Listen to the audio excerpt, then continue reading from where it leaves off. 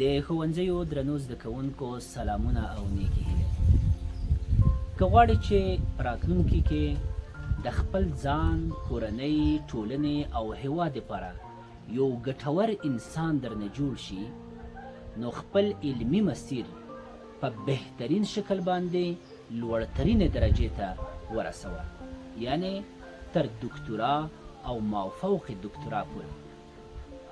په هغه وخت کې به ته وکولی شي چې بهترین کتابونه تالیف کړې، نوآوري وکوې، اختراعات وکوې، او تر ټولو مهم دا چې ته کولی شي چې سیاسي شعور، سیاسي بصیرت، هوښیارۍ او سیاسي پوهې ته ورسیږي، چې دا هغه مرحله ده چې د نړۍ ټول پرمختګونه د دغې مرحلې ثمره ده.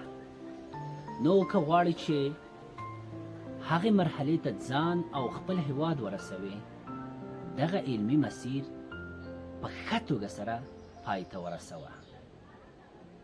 بریالي اوسئ.